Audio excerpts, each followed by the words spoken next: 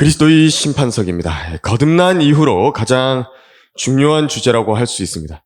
아래 질문을 읽어보면요. 그리스도인들에게도 심판의 날이 있나요? 나는 어떤 심판을 받게 되나요? 라고 했습니다. 교재 내용을 한번 쭉 읽어보겠습니다. 그리스도인의 삶은 역설적인 진리의 연속입니다. 성경은 하나님의 길이 우리의 길과 같지 않다고 말씀하십니다. 왜냐하면 인간은 외적이고 물질적인 문제들을 보지만 하나님께서는 마음의 태도를 보시며 영적인 영역에서 역사하시기 때문입니다. 하나님을 효과적으로 섬기기 원한다면 물질적인 문제들에 초점을 맞추는 것에서 떠나 영적인 문제들에 집중해야 합니다. 인생은 영원에 초점을 맞추며 영적인 영역 안에 살 때에만 진정한 의미와 목적을 갖게 됩니다. 이 과의 목적은 주 예수 그리스도의 종으로서 자신이 일생 동안 남긴 행적이 어떻게 심판받는지를 상세히 설명함으로써 영원한 문제에 대해 삶의 초점을 맞추도록 하는 데에 있습니다. 라고 했습니다. 영원한 문제입니다. 영원한 문제. 그리스도의 심판석이 중요한 이유는 우리 주 예수님께서 주실 상 때문에 그렇습니다. 이 상은 무엇과 연관되어 있냐니까 우리 주 예수님과 함께 그의 영원한 왕국에서 다스리게 되는 통치에 직결이 되어 있습니다. 그러니까 상과 통치는 직결이 되어 있습니다. 영원한 영광을 어떻게 누릴 것이냐. 그것이 가장 중요한 문제인 것인데 이것 때문에 하나님께서 왜 우리를 지금 당장 하늘로 부르지 않으시고 지상에서 여러 가지 환난이라든지 슬픔이라든지 고난을 통과하게 하시는지에 직접적인 이유가 되는 것입니다. 성경은 이렇게 말씀하고 있습니다. 성령이 친히 우리의 영과 함께 우리가 하나님의 자녀임을 증거하시거니와 자녀이면 또한 상속자들이니 하나님의 상속자들이요 그리스도와 함께한 공동 상속자들이니 우리가 그와 함께 고난을 받은 것은 함께 영광도 받게 하려 함이니라. 이는 현재의 고난들이 우리에게 나타나게 될 영광에 감히 비교되지 못한다고 내가 여기기 때문이라. 로마서 8장 16절에서 18절까지 말씀을 하셨습니다. 세상 사람들도 상속 문제에 대해서 굉장히 예민합니다.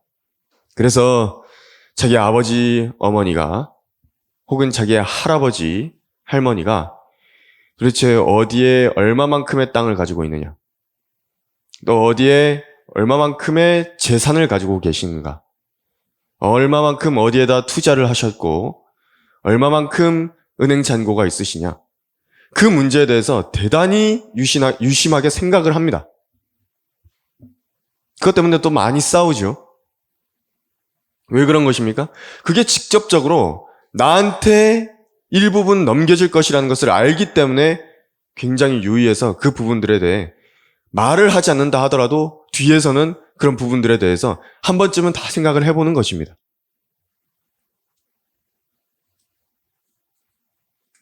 대단히 중요한 문제입니다. 근데 이것은 우리가 영원에서 우리 주 하나님 아버지로부터 또 우리 주 예수 그리스도께로부터 내가 무엇을 상속받을 것이고 그분께서 도대체 얼마만큼의 통치와 또 영광과 또 상을 갖고 계신 것인가, 또 영토를 갖고 계신 것인가, 그 중에서 내 분량은 얼마나 되는 것인가, 이것에 우리가 관심을 가질 수밖에 없습니다. 대단히 중요한 문제입니다.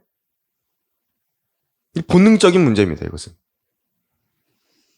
하나님께서 거짓말하지 않으셨다라고 한다면 분명한 영광이 그분의 자녀들에게 허락되어 있는 것인데 이 땅 위에서 받게 되는 고난을 주신 이유가 그 나타날 영광이 너무도 엄청난 것이기 때문이어서 그렇다라고 말씀하고 계신 것입니다. 성경은 이를 가리켜서 무엇라 말씀하셨냐니까 영광의 비중이다 이렇게 말씀하셨습니다. 영광의 비중을 이루어가는 것이다. 이 점을 말씀하신 것입니다. 금반지를 알고 계시죠? 금반지를 여러분들 손에다가 탁 얹어보면요, 그 조그만 금덩어리가요, 그 무게가 아주 묵직하게 느껴지는 것입니다. 그래서 얼마 되지 않는 이 초콜릿 비스킷 같은 그런 금괴라 할지라도요, 손에 올리면 그 무게가 엄청나다고. 그래서 은행 강도 같은 사람들도 자기 가방 하나에다가 금괴 같은 것을 다 넣어가지고 가지고 갈 수 있는 줄 알고 자기가 혼자 그 가방 챙겨가지고 금괴를 탁 넣었더니 못 들고 가는 것입니다. 너무 무거워가지고 못 드는 것입니다. 들어본 적이 있어야지. 그 금괴 같은 가방의 무게가 얼마인지 들어본 적이 있어야지 그걸 들고 갈 텐데, 계산을 했을 것인데 그걸 못하니까 그걸 드는데도 힘들어가지고 못 들고 가는 것입니다. 영광의 비중이 그런 것입니다. 이 땅 위에서 우리가 받는 고난들은 오는 세상의 영광을 위하여 예비된 것입니다. 하나님의 영광을 위하여 받았던 모든 고난들, 우리 주 예수 그리스도를 위하여 받았던 모든 영광들, 모든 고난들이 영광을 위해 예비된 것인데, 나는 구원받아서 지옥에 가지 않는 것만으로도 족합니다 라고 말하는 많은 사람들이 있습니다. 반드시 후회하는 것입니다. 반드시 후회하게 돼 있습니다. 보통 후회하는 게 아닙니다. 잠깐 후회하는 것도 아닙니다. 영원히 후회하는 것입니다. 그때 주님을 좀 더 잘 섬겨야 되는데, 그때 그렇게 좀 더 주님께 다가서야 했고, 더 주님을 열심히 섬겼어야 됐는데, 후회하게 되는 것입니다. 또 한편으로는 성경은 우리를 그리스도의 군사로서 표현을 하십니다. 디모데 후서 2장 3절에서 4절까지 말씀하시기를, 그런즉 너는 예수 그리스도의 훌륭한 군사로서 고난을 견뎌내라고 명령하셨습니다. 전쟁에 임하는 자는 아무도 이 생의 일들에 얽매이지 아니하나니 이는 자기를 군사로 뽑은 자를 기쁘게 하려 함이라고 말씀하셨습니다. 그러므로 한 군인으로서, 전사로서, 군대에 속한 용사로서 무장을 해야 하는 부분 역시도 우리에게 주님께서 명령을 하셨습니다. 군사니까 무장을 하라고.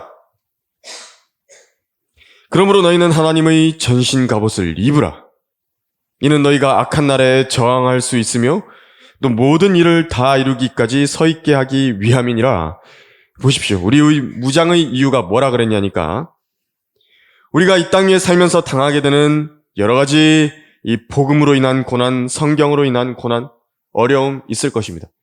그것에 저항하고 끝까지 우리를 향한 하나님의 모든 선하신 계획을 다 이루기까지 서 있어야 된다라고 말씀하신 것입니다. 서 있어야 된다고. 다 이루기까지, 모든 일을 다 이루기까지 서 있게 하기 위함이니라, 그렇게 말씀하셨습니다. 중간에 쓰러지면 안 됩니다. 이게 돌짝밭에 심겨진 그 씨를 여러분들도 예수님께서 말씀하시면서 기억을 하실 것입니다. 오늘날과 같이 이렇게 오늘처럼 태양빛이 아주 강하게 내려질 때 그 돌짝밭에 그 심겨졌던 그 씨 같은 경우에는 뿌리를 내리긴 내렸는데 조금밖에 못 내렸기 때문에 뜨거운 햇볕이 오면 바로 그 자리에서 다 말라버리는 것입니다. 그런데 이제 물론 이제 비닐하우스 같은 데 심겨져 있는 그런 작물들을 봐도요, 뿌리를 잘 내리고 있죠? 그렇게 되다 하더라도 사실 햇볕이 이렇게 내리쬐면요, 살짝 마를 수 있습니다. 잎이 그래서 시들어가지고 살짝 이렇게 기운을 잃고 고개를 떨어뜨리고 하는 경우들도 있습니다. 하지만 쓰러지지 않았다라고 한다면요, 그게 나중에 햇볕이 좀 가라앉고 계절이 변하고 또 물을 다시 충분히 공급을 받게 되고 그렇게 되면 다시 솟아나는 것입니다. 그런데 문제가 뭐냐니까 서 있지 못하는 것입니다. 그 고난 가운데서 완전히 쓰러져 버리는 것입니다. 그러지 말라는 것입니다. 그것을 위해서 영적 무장을 하라고 말씀하신 것입니다. 그리스도의 몸된 교회인 신부가 바로 우리 그리스도인들이 하나님의 군대로서 표현이 되는 것입니다. 우린 예수님의 신부입니다. 근데 그 신부는 군대입니다. 하나밖에 없는 순결한 신부인 우리 몸된 교회가 군대라는 점을 성경은 말씀하신 것입니다. 그래서 예수님의 재림 때에 우리가 어떻게 되는가에 대해서 요한계시록 19장에 나와 있는데요. 한번 펴보시겠습니다. 요한계시록 19장.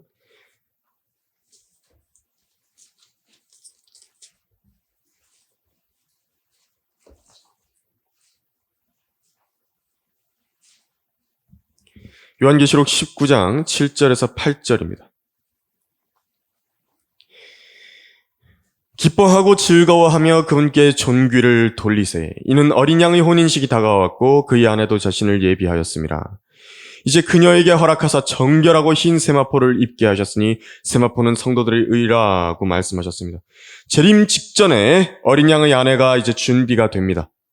그리고 이 그리스도의 군대, 예수 그리스도의 훌륭한 군사로서 부름을 받은 그 교회가 이제 그분과 함께 땅으로 내려오는 것을 말씀을 하시는데 그것이 이제 14절에 나옵니다. 또 하늘에 있는 군대들이 희고 정결한 세마포를 입고 흰 말들을 타고 그를 따르더라 라고 말씀하셨습니다.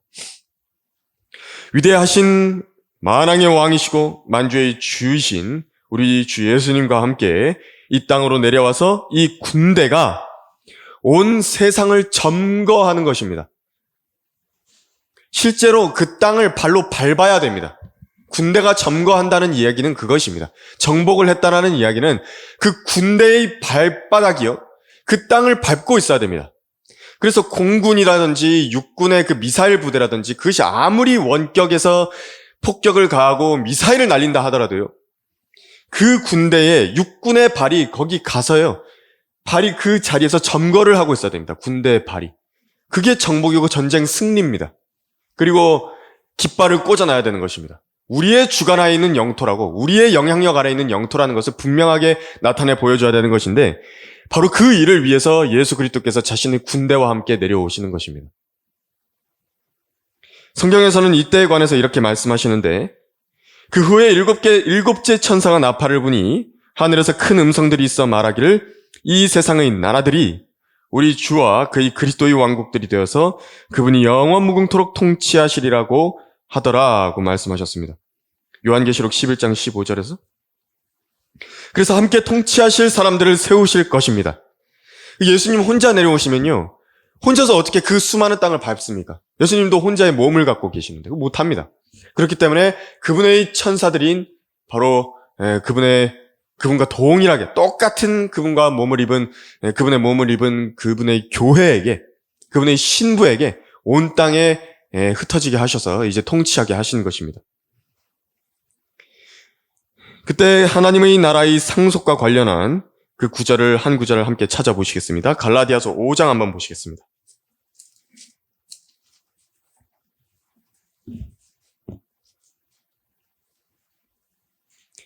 갈라디아서 5장 19절에서 21절까지 말씀입니다. 갈라디아서 5장 19절에서 21절까지 말씀. 이제 육신의 일들은 분명히 나타나나니 곧 간음과 음행과 더러운 것과 음욕과 우상 숭배와 마술과 원수 맺음과 다툼과 질투와 분노와 투쟁과 분열과 이단들과 시기와 살인과 술 취함과 흥청거림과 또 그와 같은 것들이라. 내가 전에 말한 바와 같이 미리 말하노니 그런 짓들을 하는 자들은 하나님의 나라를 상속받지 못할 것이라. 여기서 말하는 하나님의 나라는 그 영적인 하나님의 나라를 말씀하실 때 하나님의 나라를 말씀하신 것이 아닙니다. 이 하나님의 나라가 눈에 보이게 되는, 실제적으로 내 눈앞에 볼 수 있게 되는 그때가 올 것인데 바로 그때의 하나님의 나라를 말씀하고 있는 것입니다. 언제 눈에 보이게 되는 것인가? 예수님께서 이제 통치를 하셔서 자기 나라를 이제 하나님 아버지께로부터 상속을 받으셔서 그 권세를 가지고 이 땅에 오셨을 때 바로 그때에 이렇게 되는 것입니다. 그때 이제 공동 상속자들에 대해서 이제 따지시고 이렇게 유업을 분배를 해주시는 것인데 이 상속에 합당한 사람이냐 아니냐를 살피실 것입니다. 육신의 일들을 행하는 사람들이라고 한다면 상속이 없답니다. 심각한 말씀입니다. 심각한 말씀입니다. 이 말씀은. 간음, 음행, 더러운 것, 특히 더러운 것을 말씀하셨죠. 돈과 말씀하셨을 때 돈과 관련해서 이렇게 성경에서는 더러운 것을 말씀하십니다. 그리고 음욕, 우상 숭배가 있는 것입니다. 이런 사람을 주님께서 통치자로 세우시겠습니까? 안 세우십니다. 돈 좋아하고 탐심 부리는 것, 이거 우상 숭배입니다. 또 마술도 들어갑니다. 여기서 마술이 들어가고 있죠. 그리스도인이라 하는 사람들이 무슨 초자연적인 일들을 행하는 것처럼 사람들을 속이는 것입니다. 그런 사람들이 있습니다. 그것이 무슨 하나님의 위대한 능력인 양 거짓말하는 것들 다 포함됩니다. 은사주의자들 포함이죠. 은사주의자들. 마치 자기가 행하는 일들이 하나님께서 주신 위대한 능력인 양 하는데 아닙니다, 사실. 그게 거짓말하는 것입니다. 마술하는 것이죠.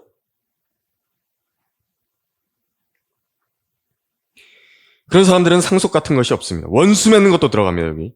이게 얼마나 교회 안에서 빈번한 일입니까? 이 다툼, 질투, 분노, 투쟁. 얼마나 우리가 유의하고 주의해야 하는 일입니까? 이 분열이 있죠, 또? 여기 보면 분열이 있습니다, 분열. 곧 교회에서 쪼개져서 나가버립니다. 근데 이제 이 교회라고 하는 것은 성경대로 믿는 침례교회를 이야기하는 것입니다. 성경대로 믿고 실행하는 그 교회들을 이야기하는 것입니다. 뭐 유아 세례를 준다든지 세례를 준다든지, 예? 주의 만찬을 성찬식이라고 불러가지고 그런 식으로 사람들의 계명을 행하고 있는 교회들이라든지 그런 교회 말고 하나님께서 세우시지도 않은 목자가 그 위에 서가지고 목회한다고 하는 올바른 질서 안에서 세워지지 않은 그런 목회자들 말고, 그런 목회자들이 운영하는 그런 교회들 말고 진짜 교회. 분열 말입니다. 분열이 있으면 안 되는 것입니다. 사람들 데리고 나가가지고 자기들 교회 차려버리죠. 성경대로 믿는 교회에서 자기 사람들을 막 빼낸다고. 그렇게 해가지고 자기 교회들 차리는 사람들 말입니다. 이단들도 마찬가지입니다. 이단들도 여기서 하나님의 나라에서 상속받지 못한다 그랬는데, 이단의 정의라고 하는 것은요, 성경 변개자들입니다. 자기 교리를 위해서 성경을 자기 마음대로 바꿉니다. 또 동시에 그 바꿔진 성경을 쓰는 사람들을 말하는 것이죠. 변개된 성경을 쓰는 사람들. 이단들입니다. 성경을 믿는다고 말하면서 진리가 아닌 다른 무언가를 가르치는 사람들. 그 이단입니다. 여기 시기 말씀하셨죠? 육신의 일들에 들어갑니다. 매우 중요한, 무서운 일입니다. 이 마음 안에서 일어나는 일들조차도 이 상속에서 배제되는 근거가 된답니다. 예수님께서 이제 마음에 감추어진 것들을 그 날에 밝히실 것이라고 말씀하셨는데, 그리스도의 심판석에서요. 근데 거기에서 이제 주님께서 어디로부터 나왔느냐, 무슨 마음으로부터 나와서 어떻게 행했고 또 어떻게 그 결과를 맺었느냐, 그것을 다 일일이 살펴보신다라는 것입니다. 무서운 일이죠. 마음에서 일어난 일들, 이 심판을 받습니다. 살인, 그 다음에 살인 나왔습니다. 살인의 정의를 넓게 보자면요, 증오까지 포함합니다. 증오하는 것. 그러니까 그냥 단순하게 그냥 조금 미워하고 말고 그냥 없어졌으면 좋겠다, 저 사람 좀. 죽어버렸으면 좋겠다. 이런 마음 말입니다. 술 취함, 흥청거림. 그것도 지금 이렇게 됐으면은 그리스도인이 상속 잃어버린다고. 그래서 그리스도인이 술 마셔도 된다. 누가 그러던가요? 여러분들 목사들 중에서 그런 거 가르치는 사람도 있습니까? 그럼 보셨습니까? 그 사람이 가짜입니다, 가짜. 보십시오. 술 취함, 흥청거림. 직접적으로 상속을 빼앗는다라고 말하고 있는데, 그거 해도 하나님이 봐주신다고. 조금 해도 괜찮다고. 그렇게 가르치는 목사들, 여러분들 목사로 인정하면 안 됩니다, 그런 사람들. 여러분으로부터 그리스도께서 다스리실 그 천년 왕국의 통치로부터 상을 속여서 빼앗으려는 사람들인 것입니다. 그들이 의도하지 않았다 하더라도요, 모르고 그랬다 하더라도요, 마귀의 쓰임을 받은 것입니다. 또 육신의 일들 중에 그와 같은 것들을 행한 여러 일들이 있다라고 지금 강력한 경고를 하고 계신 것이죠. 무서운 말입니다. 그리고 이제 주님을 섬긴 일들과 성령의 열매를 맺은 일들, 그리고 복음을 전하고 하나님의 말씀, 진리의 말씀을 증거해서 하나님의 일을 완수한 사람들도 분명히 있을 것입니다. 잘한 것이죠. 잘했습니다. 아주 잘한 일입니다. 이 모든 일들을 우리가 흰말을 타고 하늘에서 내려오기 전에, 방금 보았던 우리 주 예수 그리스도의 재림이 있기 바로 직전에 그 신부에게, 어린 양의 아내에게 허락하셔서 흰 세마포를 입게 하시고 성도들의 의를 입게 하시는데, 바로 그때가 되기 바로 그 전에 정산을 주님과 하는 것입니다. 정산을 합니다. 정산. 그 어떤 피조물도 그분 앞에 나타나지 않는 것이 하나도 없나니 오직 만물이 우리가 회개해야 하는 그분의 눈앞에 벌거벗은 채로 명백히 드러나게 되느니라. 회개해야 하는 그분의 눈앞에. 이 말씀에서 회개가 나오죠. 이 회개라고 하는 것은요, 우리가 그 죄를 회개한다라고 했을 때 그 회개가 아니라 한 기업의 성적표를 내는 것에 그 회개를 말하는 것입니다. 보고서가 나온다고. 한 장짜리를 해가지고. 그 재무제표와 그런 현금의 흐름에 관한 그런 부분들 있지 않습니까? 현금 흐름표라든지 그런 것들 딱 나오는 것입니다. 이러한 일들이 그리스도의 심판석에서 나오는 것입니다. 정산이 되는 것입니다. 그래서 그 교재 내용 계속 보시면요. 1번, 그리스도의 심판석이란 어떤 것인가요? 라고 했습니다. A번, 하나님께서는 이제까지 살았던 모든 인간을 심판하실 것입니다. 라고 했습니다. 하나님의 창조로부터 시작하여 태어나고 살았던 모든 사람들은 어쨌든지 하나님 앞에 서야 됩니다. 그 사람이 구약 성도들이건 신약의 교회이건 환란 성도들이건 천년왕국의 백성들이건 모두 다 하나님 앞에 한 번은 서야 하는 것입니다. 그러나 심판의 종류에 있어서는 차이가 있는 것인데 이 아래 교재의 B번을 보시면요. 하나님께서는 세상 죄를 갈보리에서 심판하셨습니다. 예수 그리스도를 믿었다면 자신의 죄에 대해 심판받을 것을 두려워하지 않아도 됩니다. 왜냐하면 그분께서 자신의 몸으로 대신 심판을 받으셨기 때문입니다. 라고 했습니다.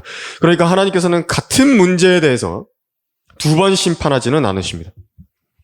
이 세상 법정에서도 적용되는 일사부재리의 원칙입니다. 일사부재리.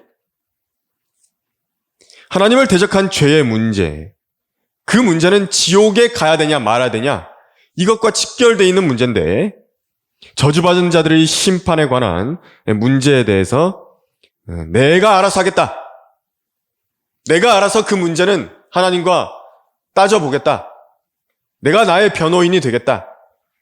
내가 하나님과 내가 지옥에 가야 되는 죄인인지 아닌지를 따져보겠다. 그런 사람들은요, 전부 다 자기들 소원대로 백보자 심판석에 서는 것입니다. 그러나 만일 그 죄의 문제를 이제 변호인이신 예수 그리스도께 맡겼다. 그러면 그분이 대신 심판을 받으신 것입니다. 받으신 것이 됩니다. 그럼 하나님께서 그 죄를 다시 심판하실 이유가 없습니다. 아래에 인용된 구절 중에서 고린도 후서 5장 21절이 인용되어 있는데요. 여기도 한번 함께 펴서 보시겠습니다. 고린도 후서 5장 21절입니다. 고린도 후서 5장 21절.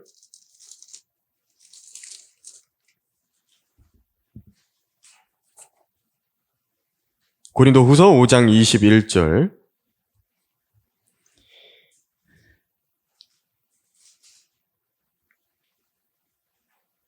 고린도 후서 5장 21절에서 하나님께서 죄를 알지도 못하는 그를 우리를 위하여 죄로 삼으신 것은 우리로 하여금 그 안에서 하나님의 의가 되게 하려 하심이라. 갈라디아서 3장 13절은 제가 읽어드리겠습니다. 그리스도께서 우리를 위하여 저주가 되셔서 율법의 저주로부터 우리를 구속하셨으니 기록되기를 나무에 매달린 자는 누구나 저주받은 자라고 하였도다. 예수님께서는 나무에 매달리셨기 때문에 저주받은 자가 되신 것입니다. 저주가 되신 것입니다. 그리고 여기 지금 고린도후서 5장 21절에서 죄가 되셨다라고 말씀하고 있는 것입니다. 죄로 삼으신 것은 죄와 저주가 되셨다라고 말하고 있는 것입니다. 그래서 예수님의 죽음은 바로 하나님께 버림받은 죽음이었습니다.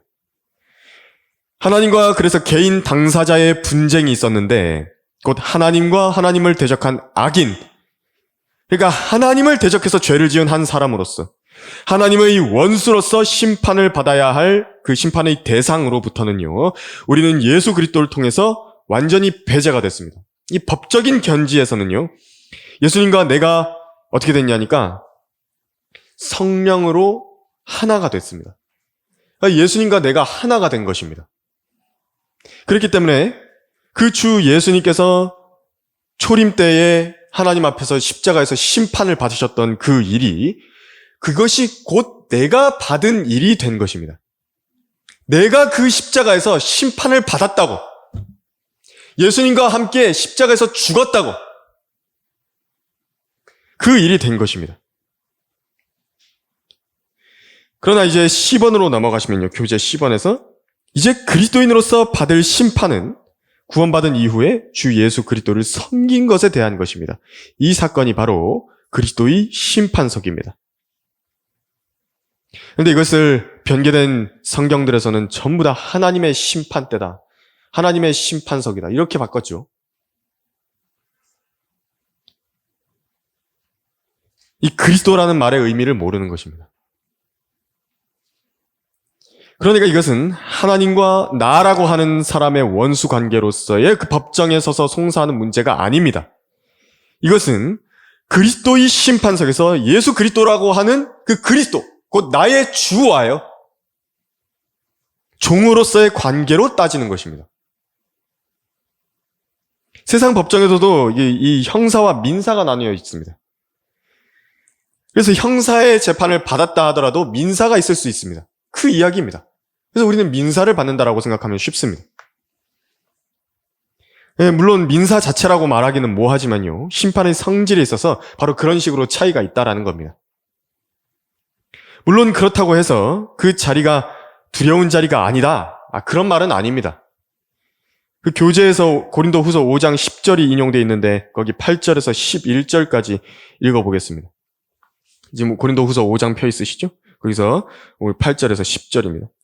우리가 11절까지 한번 읽어보면요. 우리가 자신의 차 있으니 정령 몸에서 떠나 주와 함께 있는 것을 오히려 더 원하노라. 이게 바로 역설적인 것입니다. 우리도 지금 당장 하늘에 가고 싶습니다.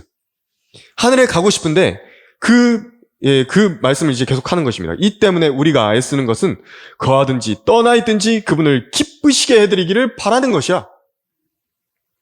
그래서 그 이후에 말씀하시기를 뭐라고 하시냐니까 이는 우리 모두가 반드시 그리스도의 심판석 앞에 나아가서 선이든지 악이든지 각자 자기가 행한 것에 따라 자기 몸으로 행한 것들을 받을 것이기 때문이라.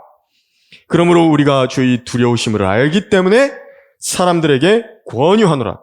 그러나 우리가 하나님께 나타내어졌으며 나는 또 너희 양심에도 나타내어졌으리라고 믿노라고 말했습니다.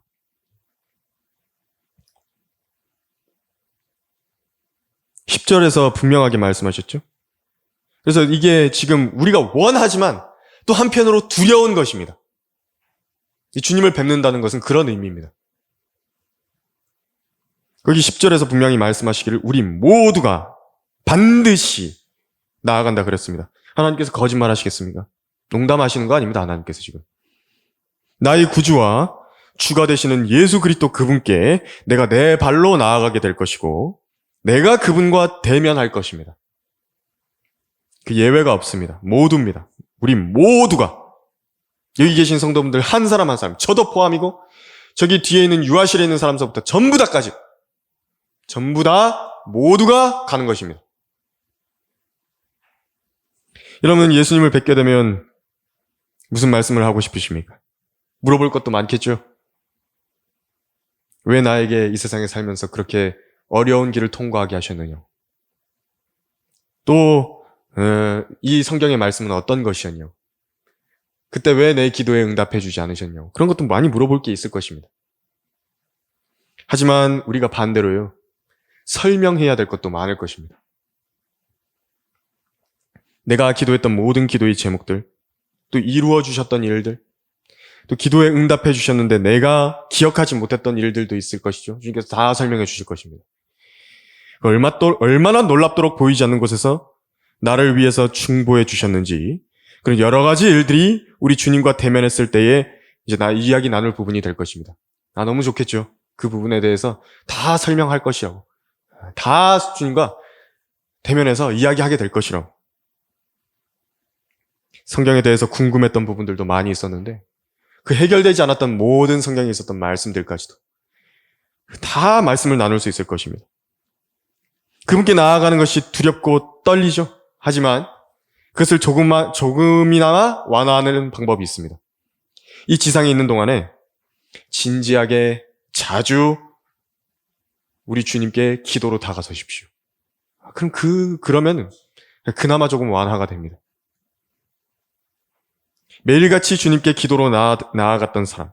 그래서 자기의 기도 시간에 주님께 매일같이 성경을 펴놓고 자기가 하나님과 대화하고 또 주님께 자신의 모든 말씀들을 드렸고 했던 그 부분들이 있다라고 한다면 바로 그나마 조금 마음이 편하겠지만 내가 만일 오늘 아침에 성경을 안 읽고 또 기도도 안 했는데 주님이 그날 저녁에 와버리셨습니다. 그러면 하루 또 건너뛰어버린 거 아닙니까? 다 대번에 물어보실 것입니다. 너 오늘은 왜 나한테 나오지 않았니? 그 부분은 되게 자신의 마음에 찔림이 되는 부분이겠죠. 그러면 그렇게 했다라고 한다면 그나마 좀 낫지만 그래도 그렇지 않던 사람들은 매우 서먹하고 두려운 가운데 우리 주님께 나아가게 될 것입니다. 대화 한 번도 안 하다가요. 몇 달 동안 계속 주님께 대화 한 번 안 하다가 주님이 오셨다고. 이것은 여러분들이 눈앞에 또렷하게 나타나게 될 현실입니다. 예수님을 만나야 됩니다. 또한 여기 지금 말씀에 나오듯이 뭐라 그랬냐니까 10절에서 선이든지 악이든지 라고 그랬습니다. 그리스도의 심판석이라고 하는 것은 내가 잘한 부분만 따지는 곳이 아닙니다. 그래서 잘못한 부분, 곧 성경을 거슬러 옳지 않게 행했던 그것에 대해서도 설명하는 것입니다. 그것은 지옥에 간다는 이야기가 아니라 그 악에 대해서 이제 설명하고 그것에 대해서 이제 상급에 반영을 한다는 이야기입니다. 또 자기가 행한 것에 따라 자기 몸으로 행한 것들을 받을 것이다 라 말씀하셨습니다. 각자 자기가 행한 것에 따라 자기 몸으로 행한 것을 받을 것이다. 그러니까 내가 어느 교회에 소속돼 있다는 것, 그거 자체만으로 내가 어느 교회에 침례를 받아가지고 거기다가 명단에다가 회원 장부에다가 내 이름을 올려놨다. 그것 자체만으로 판단하실 내용이 없습니다. 내가 하나님께서 주신 기회에 하나님께서 올바로 하나님께 경배를 드림으로 주님을 기쁘시게 해드린 것인가? 내가 하나님께 진지하게 그 기도에 참여했던 것인가? 내가 얼마나 진지하게 복음 전파에 참여했던 것인가? 내가 얼마나 매일같이 성경을 읽고 기도했던 것인가? 내가 얼마나 내 주변에 있는 사람들에게 우리 주 예수 그리스도를 전하기 위해서 또 하나님의 진리의 말씀을 알려주기 위해서 애썼던 것인가? 내가 한 행위들입니다. 목사가 한 행위 말고 그 교회가 한 행위 말고 내가 한 행위. 물론요, 이 지역 교회라든지 성도들이 모임이 있게 되면 내가 거기서 내 각자의 행위들을 행하는데 여러분들 즐거워하십시오. 거기서요, 행위가요, 시너지가 생깁니다. 각자 행하는 일들을 혼자 할 때보다도 더 많이 할 수 있게 되는 것입니다. 그래서 열정도 더욱 배가 되는 것입니다. 그런데 행하는 것 자체를 하지 않았다라고 한다면 내가 마음만 갖고 있었는데 내가 생각은 했었습니다. 주님.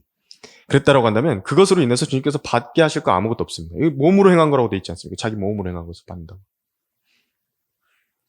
그래서 이것을 판단하는 데 있어서는 주님께서는 공의로우신 분이시기 때문에 사람을 외모로 보시거나 자신과 친하다 그래서요, 다른 잣대를 갖다 대지 않으십니다.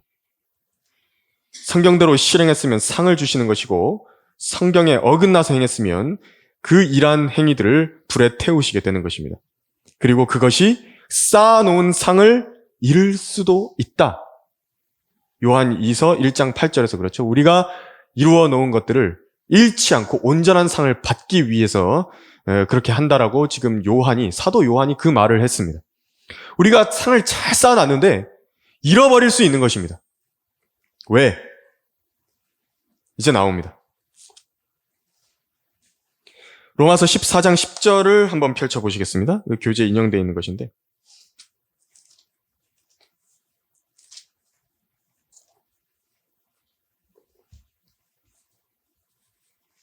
로마서 14장 10절입니다.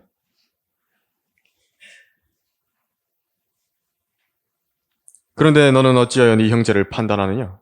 어찌하여 네 형제를 업신여기느냐? 우리가 모두 그리스도의 심판석 앞에 서리라고 말씀하셨습니다. 그러니까 하나님께서 지역 교회로 이제 성도들을 모아주셔가지고 형제 자매들이 되게 하셨는데, 이제 막 판단을 한다고 사람들이.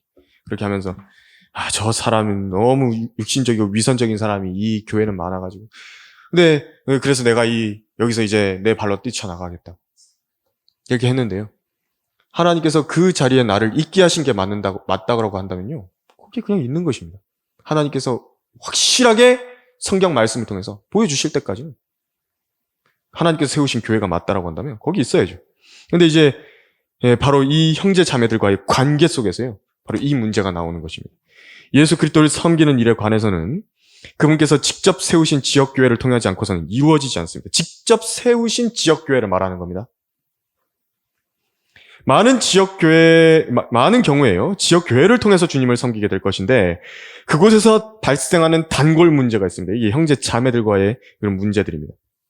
내가 선을 행하거나 악을 행하는 기회가 이제 그 모임 가운데서 이루어지는 것입니다. 그래서 악이 바로 여기서 실행이 될 수 있는 것인데요.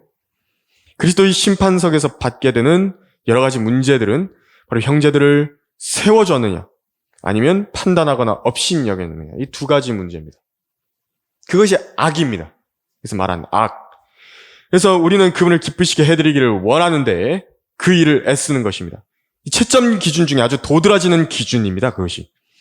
내가 형제들 앞에 거치는 것이나 방해물을 놓았는가. 성경에서 명백하게 선을 긋고 있는 문제가 아닌데 엉뚱한 것으로 성도들에게 거침이 됐다라든지 연약한 사람들을 말이든 행동으로든 짓밟았다라고 한다면 그 문제가 바로 심판의 대상이 됩니다. 17절 보십시오. 17절에서 19절 보면 하나님의 나라는 먹고 마시는 것이 아니라 다만 성령 안에서 의와 화평과 기쁨이라. 이러한 것들로 그리스도를 섬기는 자는 하나님께 기쁨이요 사람들에게는 인정을 받느니라. 그러므로 화평을 위한 일과 서로를 세워주는 일들을 따라야 할지니라.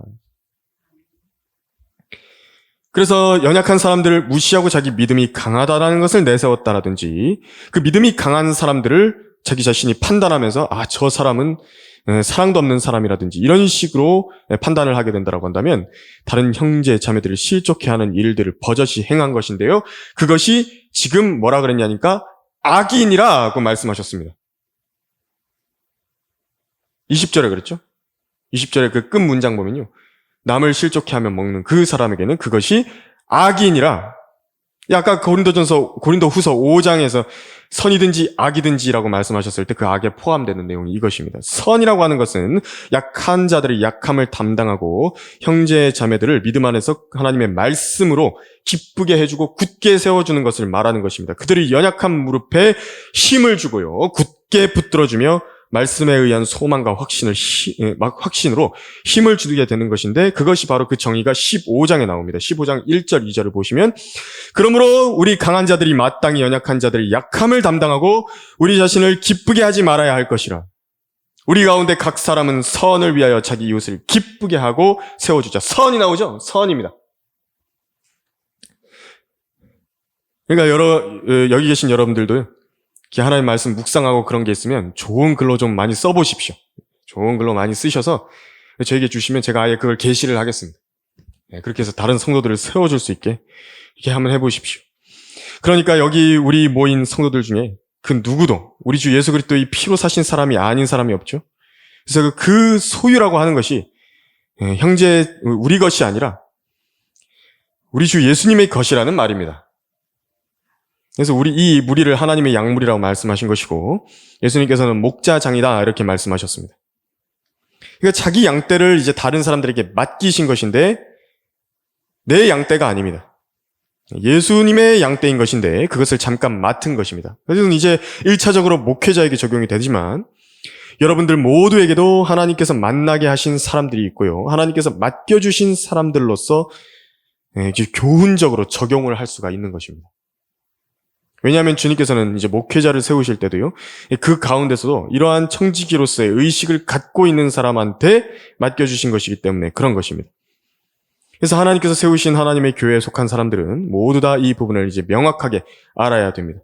이 세상에서 이제 만나서 그리스도께로 인도해 올 죄인들 같은 경우에도 나에게 하나님께서 주신 사람들입니다. 그 사람들을 나의 손에 붙이신 것이라고. 얘들 구령하죠? 그리고 사실 그 구령한 사람들이 성경대로 믿는 지역교회에서 침례받고 순종해서 거기에 더해져서 형제 자매들로서 대해져야 되는 것이 더 연장선으로 이어지는 것이죠. 그래서 바로 여기에 형제 자매들의 중요성에 대해서 이렇게 말씀하는 것입니다. 그럼 우리가 이렇게 구령한 사람들이 잘 우리 지역 모임들에 더해지는 경우가 거의 없긴 하지만 사실 그것이 원칙적인 것입니다. 그러나 그들만을 만나게 하신 것이 아니라요. 또 이제 특별한 이유를 가지고 하나님께서 지역교회 안의 성도들도 대면하게 하셨습니다. 또 교제하게 하셔서 하나님의 일들을 하게 하신 것입니다. 그 사람을 통해서 다른 형제 자매들이 발견하게 되는 그 하나님의 은혜를 보게 하셨고요. 그로 인해서 많은 사람들이 영적인 성장의 그 동력들을 얻게 하시고 하나님의 말씀을 자기들에게 적용해 봄으로 그렇게 양분을 얻게 하시려는 목적이 있는 것입니다. 여러분들이 지금 자신의 몸으로 그런 식으로 성도들을 위해서 수고하고 애쓰고 있다라고 한다면 바로 하나님께서는 그것을 가지고서 우리 주 예수 그리스도께서 오시는 그 날에 많은 상을 얻게 하실 것입니다. 오늘 여기까지 하고 다음 시간에 더 이어서 하도록 하겠습니다.